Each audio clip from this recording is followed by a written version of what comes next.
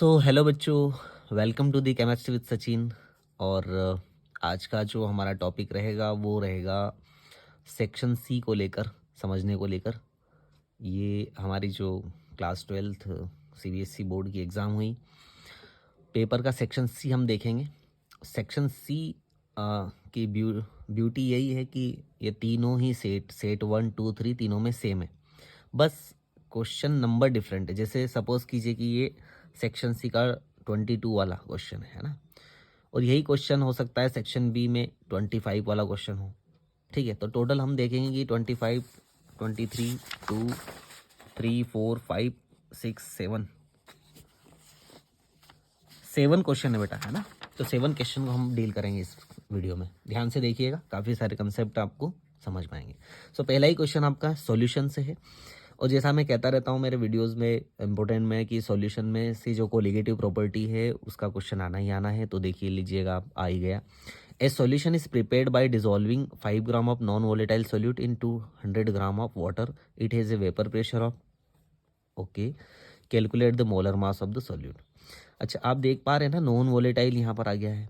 Non volatile को हम volatile यानी कि वाटर में क्या कर रहे हैं, ऐड कर रहे हैं। तो जब भी ऐसी कंडीशन होती है बेटा, तो रॉल्स लॉ ने क्या बताया कि यहाँ पर जो होता है, रॉल्स लॉ क्या बोलता है कि एक हमारी एक कोलिगेटिव प्रॉपर्टी बेटा आ जाती है जिसको हम बोलते हैं RLVP।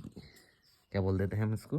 RLVP, मतलब relative lowering of vapour pressure. जैसे ही कोई नॉन वोलेटाइल सोल्यूट उसमें ऐड करते हैं तो उसका जो प्योर कंपाउंड का जो वेपर प्रेशर होता है वो क्या हो जाता है, लोअर हो जाता है। और उसका एक हमारा सीधा सीधा फार्मूला है, जिसको हमें फार्मूला भी हमें पता होता है कि यहाँ पर ओरिजिनल मतलब कि प्योर वाटर, प्योर कंपाउंड का वेपर प्रेशर, फिर सॉल्यूशन का, और फिर प्योर का। यही जो एक कंडीशन होती है इसी को हम बोलते हैं क्या, relative lowering of vapour pressure, RLVP। और ये डायरेक्टली प्रोपोर्शनल हो जाती है हमारे पास, या डायरेक्ट इक्वल टू हो जाती है किसके, मोल फ्रैक्शन ऑफ बी के। यहाँ बी क्यों लिख रहा हूँ मैं, यहाँ पर सोल्यूट की बात कर रहे हैं हम, ठीक है, मोल फ्रैक्शन ऑफ सोल्यूट की बात कर रहे हैं।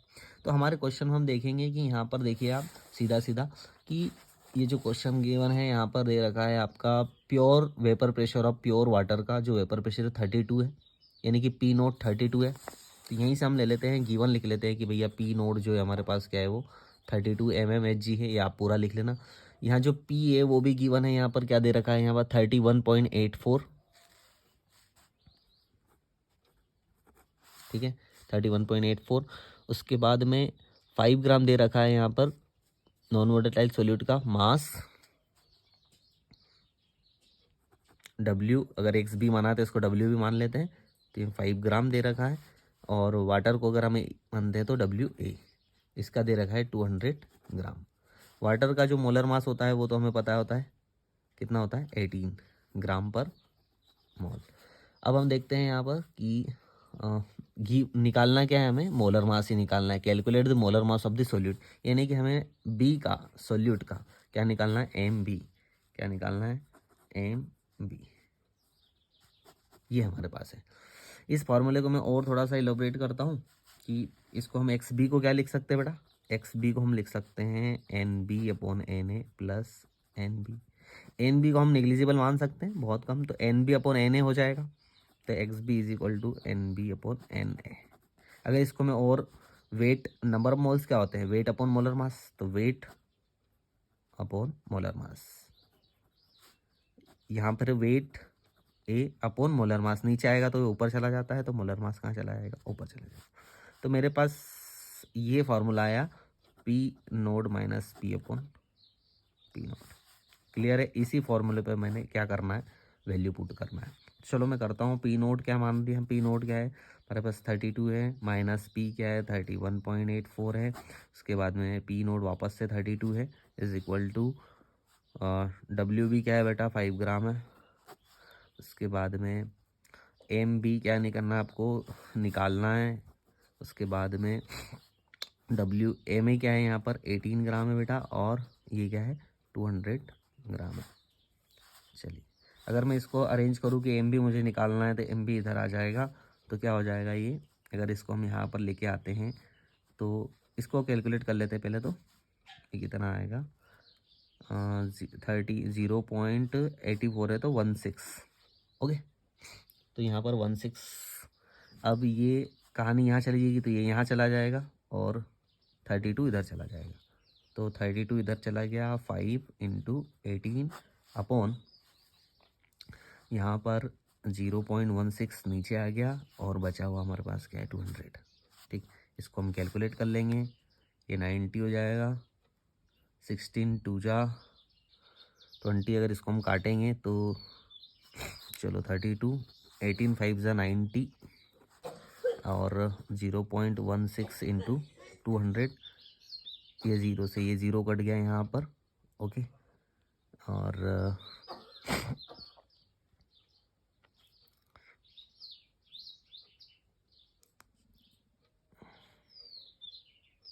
इसको हम काटेंगे 32, तो 0.2, 9 2 जा 18, 1.8 नहीं, हाँ अपॉन में 2 है ना, अपॉन में 20 है। क्या करें इसको काटने के लिए, 32, 90, 0.16 और 20। चलो इसको डायरेक्ट ही कर लेते हैं हम लोग, इस तरह से नहीं काटेंगे। यहाँ पर ये बचा है 20, यहाँ पर 90, 20, तो 20 इंटू 16 करेंगे, सॉरी, तो यहाँ पर आ जाएगा हमारे पास 3.2, 32 इंटू 90, दूनी 18 का 8, 9 3 जा 27 और एक 28, 288। ठीक है, इसको अपन काटेंगे यहाँ पर, तो हमारे पास आ जाएगा 9 3 जा 27 है ना, तो करीब करीब 990 के करीब करीब आएगा, तो मोलर मास हमारा क्या आ जाएगा 90। तो इसका आंसर आएगा बच्चों 90 है ना। एम बी इज इक्वल क्या आ गया हमारे पास 90। तो सोल्यूट का जो मोलर मास है वो क्या आएगा 90। ठीक है, इस तरह से। अब आ जाते हैं हम सेकेंड क्वेश्चन पर। The conductivity of 0.2 m solution of KCl is 2.48 into 10⁻⁻2। Calculate the molar conductivity degree of dissociation. Very good. Molar conductivity निकालनी है हमारे पास, फॉर्मूला हम देखते हैं मोलर कंडक्टिविटी का क्या आएगा। यहाँ पर फॉर्मूला अगर हम देखेंगे तो बहुत सिंपल है मोलर कंडक्टिविटी का। ये हमारे पास 23 वाला है ना, 23 वाला क्वेश्चन है। ठीक, तो मोलर कंडक्टिविटी गिवन है हमारे पास, सीधा सीधा फॉर्मूला आपको होना चाहिए, molar conductivity is equal to conductivity into 1000 upon C. अब यहाँ पर देख लेते हैं के क्या दे रखा है, तो कंडक्टिविटी गिवन दे रखी है 2.48 इंटू 10⁻², है ना, 2.48 इंटू 10⁻² इंटू 1000 अपॉन सी क्या दे रखा है 0.2। और ये गिवन है, निकालना क्या है हमारे पास मोलर कंडक्टिविटी। तो हमारे पास मोलर कंडक्टिविटी का तो आ गया बच्चों, मोलर कंडक्टिविटी का तो आ गया, तो हमें कोई टेंशन वाली बात नहीं है।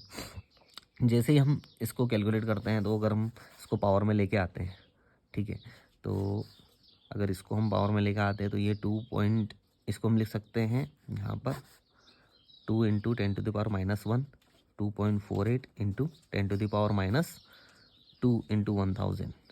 अगर मैं चाहूँ तो इससे ये काट सकता हूँ, तो यहाँ पर 10⁻⁻1, 10⁻⁻1 इसको एक ज़ीरो को ख़त्म कर देगा, तो ये क्या बचा है 10⁻2 है ना, ये 10⁻3 हम इसको लिख सकते हैं ऐसे, है ना।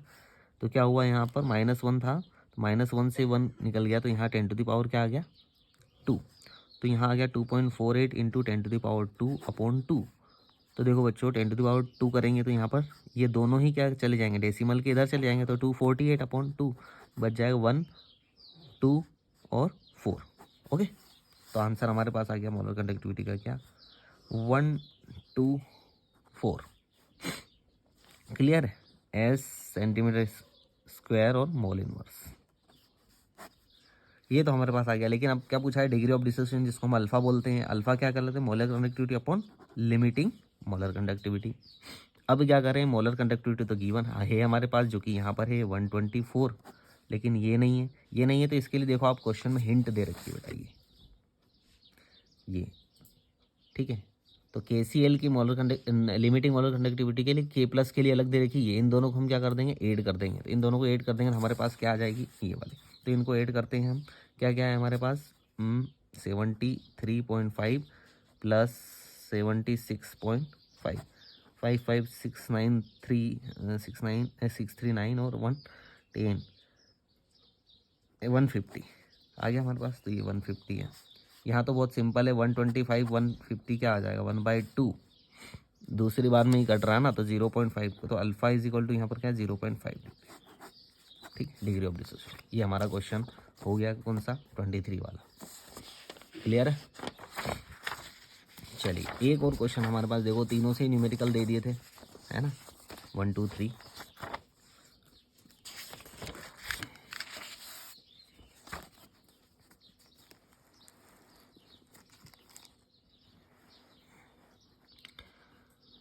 तो केमिकल काइनेटिक्स से बच्चों नेक्स्ट क्वेश्चन है हमारा, a first order reaction is 25% complete in 40 minutes, calculate the value of rate constant. क्या निकालना है, के निकालना है बेटा, और in what time will the reaction be 80% complete. अच्छा टाइम भी निकालना है, तो के भी निकालना है, टाइम भी निकालना है, लॉग की वैल्यू गिवन दे रखी है। तो सबसे पहले तो फर्स्ट ऑर्डर रिएक्शन है, तो किसको प्रणाम कर लेना है हमें, फर्स्ट ऑर्डर रिएक्शन है तो हमें पता है कि फर्स्ट ऑर्डर रिएक्शन का जो फॉर्मूला है वो क्या आ जाता है हमारे पास, कि इज इक्वल टू 2.303 टाइम लोग, है ना, और इनिशियल कंसंट्रेशन कैसे भी लिख सकते हो आप, फाइनल कंसंट्रेशन ऐसे भी लिख सकते हो, है ना, या फिर ए माइनस एक्स ऐसे भी लिख सकते हो। तो आपको टाइम गिवन है 40 मिनट्स, के निकालना है, और क्या बोल रहा है 25% कंप्लीट हो चुकी है। तो माना कि हमारी इनिशियल कंसंट्रेशन क्या है, मान लो कि हमारे पास इनिशियल क्या है 100 है, ठीक, तो कितना परसेंट कंप्लीट हो चुकी है 25% कंप्लीट हो, तो ए टी क्या हो जाएगा, मतलब फाइनल कंसंट्रेशन क्या हो जाएगी 100 माइनस 25 तो कंप्लीट हो चुकी है, तो कितना हो जाएगा 75। तो ये वैल्यू आ गई हमारे पास। तो के सीधा सीधा निकल जाएगा हमारे पास यहाँ पर 2.303। टाइम हमारे पास 14 मिनट का दे रखा है, एंड लॉग ए नोट कितना हो जाएगा 100 और यहाँ पर 75। जैसे ही आप काटोगे तो ये 4/3 हो जाएगा, 25 से काटोगे। और बेटा यहाँ पर लोग क्या हो गया 4/3, तो यहाँ पर एक फॉर्मूला लगता है लोग एम बटे एन इज इक्वल टू लोग एम माइनस लोग एन, ठीक है। तो अब यहाँ पर क्या हो जाएगा लोग 4 माइनस लोग 3। तो मैं इधर ही कैलकुलेट करवा रहा हूँ, मतलब सारी की सारी चीज़ें, बाकी हम लोगों को अभी कैलकुलेट करते हैं। तो देखो 4 की वैल्यू दे रखी है, गिवन दे रखी है, इतना आइडिया आपको क्वेश्चन से ही लग जाएगा। 0.60 एंड लोग 3 की 0.48, ठीक है। तो यहाँ जो है फॉर्मूला 0.60 माइनस 0.48, तो यहाँ जो बचा हुआ है हमारे पास करीब करीब आया है 12, ठीक। तो ये पूरा का पूरा मैंने कैलकुलेट कर लिया। तो अब आ जाते हैं हम के निकालने के लिए। 2.303 40 इंटू 0.12, ठीक है। अगर हम यहाँ पर 4 से ही काटते हैं तो 4 से कट रहा है 4, 0.0, 4 3 ज़ा 12, यहाँ पर 4, ये 10 हो गया। जैसे ये 10 ऊपर जाएगा तो ये हो जाएगा यहाँ पर क्या 2.303 इंटू ये हो जाएगा 0.003 हो जाएगा। और इसका मल्टीप्लाई करते हैं तो 3 से अगर मल्टीप्लाई 3 3 जा 9, 3 0 3 3 जा 9, 3 2 जा 6, ठीक है। लेकिन इसके आगे क्या है 0.00, कितने 1 और 2 डेसिमल है, तो 0.00 ये आंसर आएगा। तो जो आंसर आ रहा है वो क्या आ रहा है के इज इक्वल टू 0.0069। तो हम इसको ऐसे लिख सकते हैं क्या, बराबर में 0.007, ठीक है। यही हमारे पास क्या आ गया, हमारा के आ गया। चलिए अब क्वेश्चन का दूसरा पहलू देखेंगे। ये तो के आया है हमारे पास। क्वेश्चन का है कि in what time will the reaction be 80% complete. 80% complete हो जाती है रिएक्शन, तो कितनी बढ़िया बात है। वापस से वही फार्मूला, लेकिन हम देखेंगे कि अब हमारे पास के आ गया। तो अब ये जो फार्मूला है इसको हमने पलट दिया कि अब हमें टी निकालना है बच्चों। 2.303 और की लोग क्या बोल रहा है कि अगर इनिशियल 100 है और वो बोल रहा है कि क्या क्या हो गया 80% कंप्लीट हो गई, तो 100 में से कितनी कंप्लीट हो गई 80%, बची कितनी है 20। तो यहाँ पर टाइम इज इक्वल टू 2.303 के हमारे पास निकल गया 0.007, ये यहाँ पर निकाला, इनटू सॉरी लोग 100/20, तो कितनी बार 5 बार, लोग 5 की वैल्यू गिवन है बेटा, देखो लोग 5 की वैल्यू गिवन है 0.69। तो हमारा तो आंसर सीधा ही आ गया यार। Time is equal to 2.303 0.007 into कितना है 0.69, बस यही टाइम हमारे पास आ जाएगा इसमें। ठीक है, अब इसको आप कैलकुलेट कर लीजिएगा, आएगा मिनट में, क्योंकि ये यहाँ पर मिनट इनवर्स है ना, यहाँ पर क्या आ रहा है मिनट इनवर्स आ रहा है, तो ऊपर जाएगा तो मिनट में आ जाएगा हमारे पास यहाँ पर टाइम। अब ये कैलकुलेट कर लेना आप, वरना लेंथ बहुत बढ़ जाएगी वीडियो की। ठीक, तो ये तीनों ही न्यूमेरिकल थे बेटा, समझ आया? ठीक है, चलिए अब हमारे पास आते हैं हम 25 वाले क्वेश्चन पर। So what type of nucleophilic substitution SN1 और SN2, क्या कमाल क्वेश्चन है, हमेशा पूछा जाता है। Occurs in the hydrolysis of 2-bromobutane to form + butane two ol, give reason देना है आपको। तो सीधी सीधी बात है कि 2-bromobutane है, एक्सप्लेन करते हैं इसको आपको, है ना। हमारे पास क्या है यहाँ पर 2-bromobutane है, 1 2 3 4, ये ब्यूटेन, ये 2 पर क्या लग गया, ब्रोमीन लग गया, और बोल रहा है कि इससे वो क्या बना रहा है यहाँ पर ब्यूटेन टू ऑल, 1 2 3 4, यहाँ OH, और यहाँ पर न्यूक्लियोफिलिक सब्सटीट्यूशन, कौन सा न्यूक्लियोफिलिक सब्सटीट्यूशन होगा यहाँ पर, हाइड्रोलिसिस करेंगे इसका तो, और ये बोल रहा है कि ये जो बन रहा है ये + बन रहा है। तो आपको याद है यहाँ पर कि + में तो क्या होता है, रेजमाइजेशन होता है, यानी कि 50% प्रोडक्ट ये बनता है, 50% ये है ना। तो रेसेमाइजेशन में कौन सी फॉलो करते हैं हम, SN1, जबकि अगर इन्वर्जन ऑफ कॉन्फ़िगरेशन होता है तो वहाँ फॉलो करते हैं SN2। तो अभी तो यहाँ पर रेसेमाइजेशन हो रहा, कहाँ से देखा हमने, साइन से देखा, ये रहा है ना, + साइन से देखा, तो यहाँ पर इन्वर्जन ऑफ कॉन्फ़िगरेशन, तो SN1 होगा। तो SN1 ओकर्स क्योंकि because the formation of the + butane two ol decides racemization. तो actually the carbocation formed in the slowest step, sp2 hybridized is planar, the attack of nucleophile may be accomplished from other side of plane of carbocation resulting in a mixture of product। तो मतलब कि यहाँ पर आपको समझना होगा थोड़ा सा, अगर रीज़न मैं देना चाहूँ तो यहाँ पर सीधा सीधा ये है कि यहाँ जो कार्बोकेटाइन फॉर्म होगा ना, यहाँ पर ये इस तरह का कार्बोकेटाइन फॉर्म होगा, तो वो क्या है, सेकेंडरी है। यहाँ पर ये जो कार्बोकेटाइन है कैसा है, सेकेंडरी है, तो एल्कोहल भी यहाँ पर सेकेंडरी बन रहा है। तो सेकेंडरी के लिए मोस्टली हम क्या देखते हैं कि SN1 किसको फॉलो करता है, टर्शरी, फिर सेकेंडरी, फिर प्राइमरी को। यहाँ भी SN2 क्या करता है, पहले प्राइमरी, फिर सेकेंडरी, फिर टर्शरी। तो प्रॉब्लम तो आ गई ना, लेकिन उन्होंने हिंट दे दी है ना कि सेकेंडरी क्या करे, सेकेंडरी में SN1 करे, SN2 करे। तो + का मतलब ही यही यहाँ पर कि रेसेमाइजेशन हो रहा है, तो SN1 ही फॉलो करेगा। क्लियर?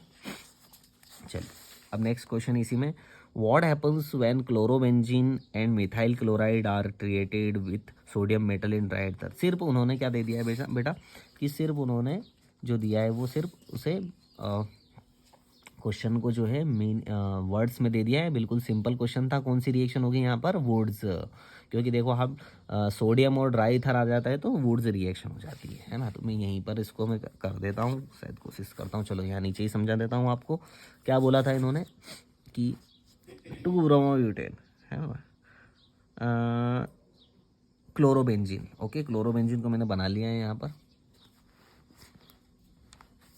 पर मैं क्लोरोबेंजीन बना लेता हूँ, ऐसे बना लेता हूँ ताकि मुझे आसान रहे। ये क्लोरोबेंजीन बना ली, प्लस यहाँ पर किसका, मिथाइल क्लोराइड का, तो इसको क्लोराइड मैंने दे दिया, मैंने ऐसे बना दिया।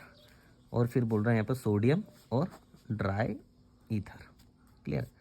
तो 2Na के साथ में ये 2Cl चले जाएंगे, ठीक है, ऐसे 2Na के साथ में ये 2Cl चले जाएंगे। तो हमने यहाँ पर क्या निकाल दिया, 2NaCl। बचा हुआ क्या है, बेंजीन और CH3। तो इनको दोनों को ऐड कर दो, यही हमारी प्यारी सी रिएक्शन क्या होती है, वुड्स रिएक्शन। क्लियर? तो ये हमारे पास क्या बन गया, टोलुइन, है ना, chlorobenzene to toluene, Wurtz reaction से भी आप बना सकते हो। तो व्हाट हैपन्स, तो यही होगा, टोलुइन इज फॉर्म्ड। ठीक, ये हो गया। 26 वाला क्वेश्चन आ जाते हैं। Write the equation of the reaction involve in the following, Reimer, Tiemann और कोल्बे। मैंने कहा भी था आपको कि सीधा ये रिएक्शन आ जाएगी आपकी, सीधा रिएक्शन, और आ भी गई, देखो आ भी गई बच्चों, सीधी रिएक्शन आ गई है। इतना अच्छा प्यारा सा आपको पेपर दिया गया था, सीधी क्वेश्चन आ गए थे। आइए करते हैं सोल्व, हालांकि आप कर ही लेना रीमर, टीमर और कोल्बे तो, लेकिन फिर भी बता देता हूँ आपको रीमर टीमर क्या है।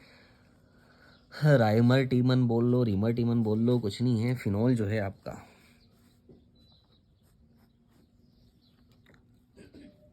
फिनोल किस में कन्वर्ट होगा आपका? सैलिसैल्डिहाइड में। ठीक है, ये रीमर टीमर हो गई।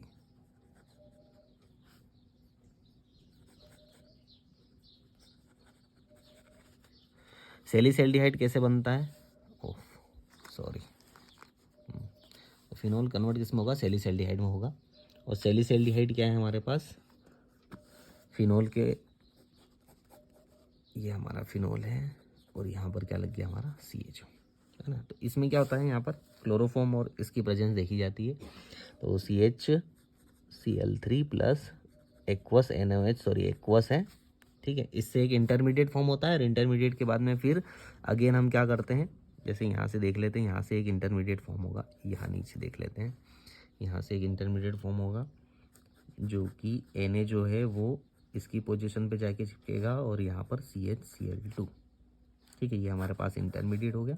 एंड इसके बाद देन यहाँ से सीधा जाएगा NaOH, और बता देना मैं गलत कर रहा हूँ तो, है ना, CHO, हाँ। तो यहाँ ये कन्वर्ट हो जाएगा एंड देन वापस हम क्या कर देते हैं, यहाँ पर हाइड्रोलिसिस करवा देंगे H+ में, सीधा ही आ जाएगा हमारे पास सैलिसैल्डिहाइड। नाम से ही समझ में आता है सैलिसैल्डिहाइड, और कोल्बे क्या कर देती है? फिनोल टू सैलिसिलिक एसिड, ठीक है। तो सैलिसिलिक एसिड में सीधा सीधा क्या हो जाता है, सिर्फ इतना ही चेंज आ जाता है बच्चों कि ये फिनोल है। यहाँ जैसे हमने CHO लगाया तो यहाँ पर COOH लगा दो, और यहाँ भी हमारे पास क्या है? फिनोल है। तो इसी को हम क्या बोलते हैं? कोल्बे, कोल्बे, ठीक है। यहाँ फर्स्ट हम NaOH से रिएक्शन करवाते हैं तो यहाँ पर सीधा NaOH करता है तो क्या बनता है? ONA, ठीक है। और फिर यहाँ पर हम सीधा ये मिल जाता है, हम जब CO2 से रिएक्शन करवाते हैं सेकेंड बार में हम उसको हाइड्रोलिसिस करवाते हैं तो सीधा सीधा हमारे पास क्या मिल जाता है? Salicylic acid. स्पेलिंग ध्यान नहीं आ रही है यार, सैलिसिलिक, ओके, ठीक है। बता दीजिएगा गलत हो तो कमेंट में। सैलिसिलिक एसिड, तो हो गया फिनोल टू सैलिसिलिक। मैंने कहता भी रहता हूँ कि कन्वर्जन में आ जाएगा या डायरेक्ट रिएक्शन आ जाएगी, तो आ गई, बिल्कुल आ गई, ठीक। और नेम द रिएजेंट यूज्ड, है ना, क्या बोल रहा है? Name the reagent used in the bromination of phenol to form 2,4,6 tribromophenol. बिल्कुल ब्रोमीन ही है। नेम द रिएजेंट, तो ब्रोमिनेशन में तो फिनोल से देखो फिनोल से कितने क्वेश्चन दे दिए उन्होंने, है ना यार। फिनोल है, ठीक है। इससे क्या बना रहा है आप, क्या बना रहा है वो? 2,4,6 ट्राइब्रोमोफिनोल, है ना। OH, यहाँ भी Br, यहाँ भी Br, यहाँ भी Br, है ना। तो यहाँ पर Br2 वाटर है और कैसा है ना, 3 2 6, यही रिएजेंट आता है यहाँ पर हमारे पास, ठीक। ओके, 3H यहाँ से 3HBr लेके निकल जाते बाहर, ये होता है ब्रोमिनेशन। तो रिएक्शन भी लिख देते और रिएजेंट भी बता देते। चलिए अब कन्वर्जन करते हैं हम लोग। नेक्स्ट क्वेश्चन है 27 वाला, how will you bring about the following convergence? Any 3 करने थे आपको, तो A वाला है बेंजोइक एसिड टू बेंजल्डिहाइड। क्या बात है, बेंजोइक एसिड टू बेंजल्डिहाइड। तो बेंजोइक एसिड क्या है देखते हैं। ये हमारे पास बेंजोइक एसिड है, पहला वाला कौन सा नंबर है? 27 का A वाला। बेंजोइक एसिड किसको बोलते हैं? इसको बोलते हैं, है ना, COOH, क्लियर है। यही बेंजोइक एसिड को हमें कन्वर्ट करना है किसमें? बेंजल्डिहाइड में, यानी कि इस COOH को हमें क्या बनाना है? C डबल बॉन्ड O तो ठीक है, लेकिन यहाँ पर H बना देना, OH को H, मतलब यहाँ पर क्या करना है? रिडक्शन करना है ना। वही समझ में ना, एसिड टू एल्डिहाइड क्या होगा? रिडक्शन ही तो होगा, लेकिन डायरेक्ट हो जाएगा? नहीं होगा, है ना। तो अब यहाँ पर हम बात करते हैं कि इसको हम पहले PCl5 से रिएक्शन करवा के रोजेनमुंड की तरफ धकेल देते हैं बेटा। कहाँ धकेल देते हैं? रोजेनमुंड की तरफ। तो ये हो जाता है COOH की जगह हट के Cl हो जाता है, इसी को हम बोलते हैं बेंजोइल क्लोराइड। और आपको ये बेंजोइल क्लोराइड की बात तो पता है, H2PdBaSO4 रोजेनमुंड करके आप सीधा बेंजोइल क्लोराइड टू क्या करते हैं? बेंजल्डिहाइड।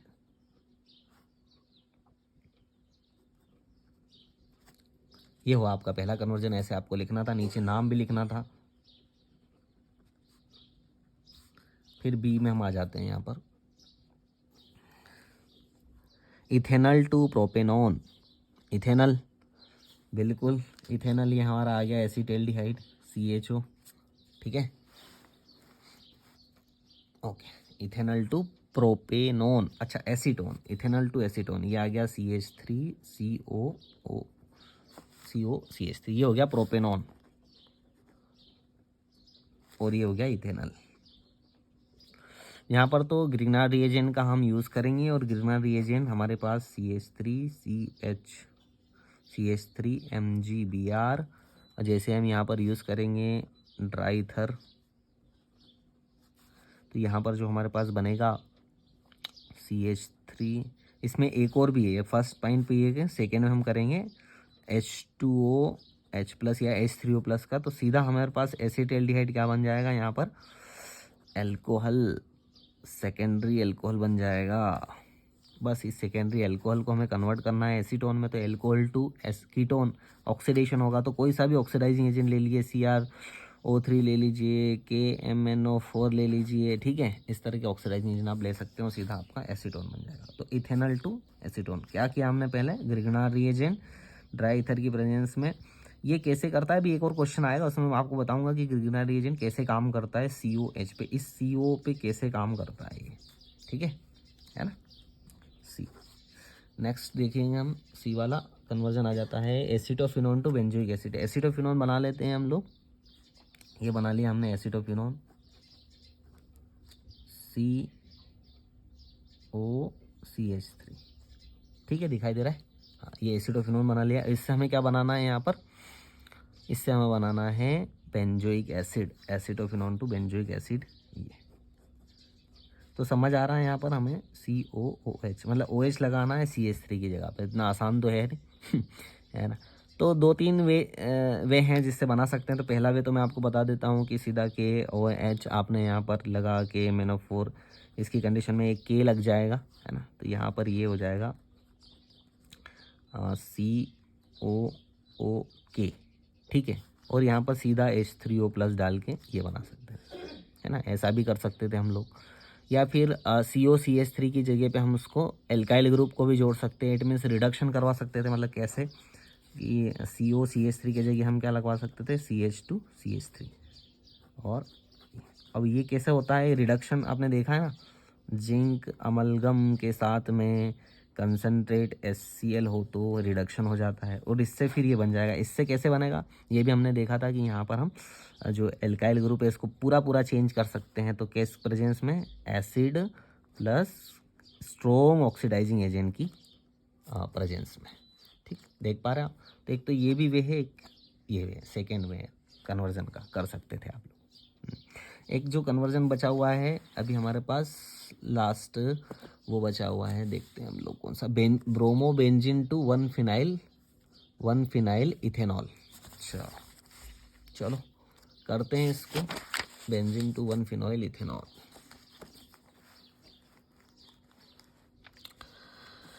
हाँ ब्रोमो बेंजीन है हमारे पास, तो ब्रोमो बेंजीन हम बना लेते हैं, देखते हैं कैसे बनती है ब्रोमो बेंजीन।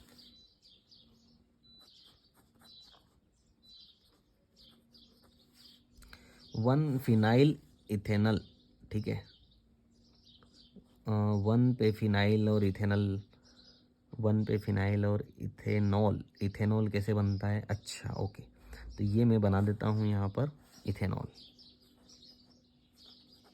बना दिया, और वन पोजीशन ये है, इस पर मैंने क्या जोड़ दिया आपको, बेंजीन रिंग, बस ये बनाना था आपने, ये प्रोडक्ट बनाना था। कैसे बनेगा तो मैं बता देता हूँ आपको कि अगर मेरे पास ये ले रहा हूँ मैं CH, तो ये एक्स्ट्रा ही ले रहा हूँ अलग से, तो यहाँ पर हम इसकी रिएक्शन करवाते हैं बेटा, इथेनल से CH3CO और ये H,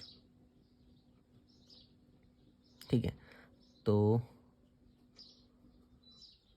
कुछ गलत कर रहा हूँ मैं, ध्यान नहीं आ रहा है मेरे को। अच्छा पहले हम अच्छा पहले हम MgBr से करवाएंगे रिएक्शन, सॉरी,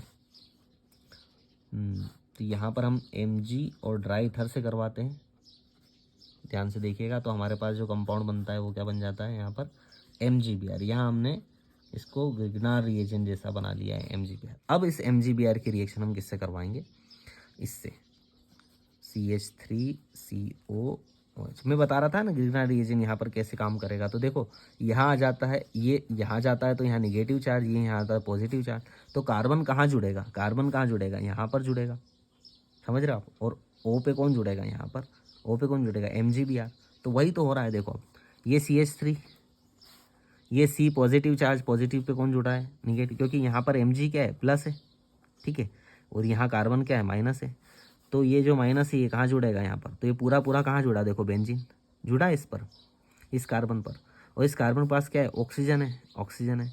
तो अब यहाँ पर ऑक्सीजन है, तो एक और अगर हम देखें यहाँ पर, तो एक और क्या आता, OMgBr। तो यहाँ पर किस तरह से जुड़ता है, ये CH3COMgBr ऐसे जुड़ता।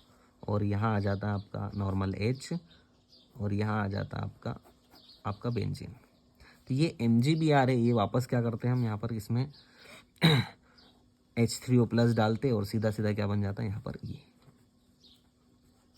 ये रिएक्शन होती है, समझे। ब्रोमोबेंजीन से ये अभी यहाँ पर आप Mg ड्राई ईथर की प्रेजेंस में MgBr, यहाँ पर ये कैसे काम करता है ना। CO पर मैंने बताने की कोशिश की आपको, ये ग्रिग्नार रिएजेंट Mg+ हो जाएगा, ये यहाँ पर निगेटिव चार्ज यहाँ इस कार्बन से जुड़ा, देखो C यहाँ कौन जुड़ा, बेंजीन। तो ये जुड़ा ना, C यहाँ पर बेंजीन जुड़ा हुआ है ना, C बेंजीन जुड़ा हुआ है, H जुड़ा हुआ है, O पर O निगेटिव था, तो MgBr कहाँ पहुँच गया, यहाँ पर। बस MgBr को हटाने के लिए हमने H3O+ डाला, जैसे ही H3O+ डाला MgOHBr अलग निकल जाएगा, और हमारा पास जो हाँ हमारे पास H जो बचा है वो O से अटैच हो गया, हमारे पास जो कंपाउंड बनाना था वो बन जाएगा। थोड़ा सा डिफिकल्ट था, बट 3 करने को दिए थे, आप ये नहीं भी करते तो हो जाता काम, ठीक।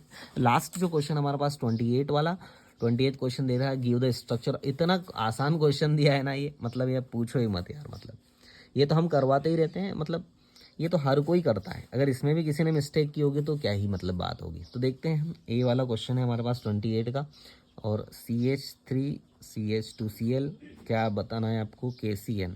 सीधा सीधा Cl को हटा के क्या, निगेटिव KCl अलग हट जाएगा, यहाँ पर क्या बन जाएगा, CH3CH2Cl। बनाया प्रोडक्ट A, बिल्कुल। अब A में बोल रहे हैं कि इसमें आप बेटा ये डाल दो लिथियम एल्यूमिनियम हाइड्राइड। इसके पास हाइड्रोजन होती है तो क्या करेगी, यहाँ पर साइनाइड में यहाँ पर भी 2 हाइड्रोजन लगा देगी, नाइट्रोजन में भी 2 हाइड्रोजन लगा देगी, यानी कि एमीन बना देगी। तो CH3CH2 कितना आसान है यार, NH2। फिर उसने बोला है कि अच्छा B भी बन गया आपसे, A बना लिया आपने, B बना लिया, B को आप कन्वर्ट कीजिए और क्या डालिए आप, HNO2 में। और आपको पता ही है HNO2 और 0 डिग्री सेल्सियस पर तो आप एल्कोहल में चेंज कर ही देंगे उसको, ठीक है। तो यहाँ पर सीधा सीधा क्या आ जाता है, एल्कोहल में चेंज हो जाता है इसका। और एल्कोहल हमारे पास कितने कार्बन वाला है, 3 कार्बन वाला। तो CH3CH2CH2, ये NH यहाँ से हट जाएगा, OH है ना। तो प्रोपेनॉल, ये लिखना था आपको, ठीक है, तीनों प्रोडक्ट। फिर आ जाता है ये और सरल NO2 नाइट्रोबेंजीन रिएक्शन करवा रहा है Fe और HCl से। क्या होगा बताओ जल्दी से, क्या हो जाएगा, रिडक्शन हो जाएगा। यहाँ पर भी ऑक्सीजन हट के क्या लग जाएगा, हाइड्रोजन। N है तो सेम ऑक्सीजन हटानी है और क्या लगाना, हाइड्रोजन। ये क्या हो गया, एनिलीन। और इसके बाद तो भाई साहब NaNO2 + HCl। ये तो क्या ही मतलब बोलूँ मैं, कितना सिंपल है। ये क्या हो जाएगा, डाइज़ोनियम सोल्ट बन जाएगा। डाइज़ोनियम सोल्ट बनेगा N2 + Cl-। बस अभी ये हमारे पास प्रोडक्ट B बन गया, ये A बन गया। बोले अब C भी बनाओ, लेकिन C बनाओ, लेकिन इन्होंने क्या बोला है यहाँ पर, फिनॉल से रिएक्शन करवा दी इसमें, C6H5OH। कोई बात नहीं, हम इसको बड़ा तरीके से बनाएंगे, है ना, इतना तरीके से बनाएंगे मज़ा आ जाएंगे आपको। जैसे ये है हमारे पास,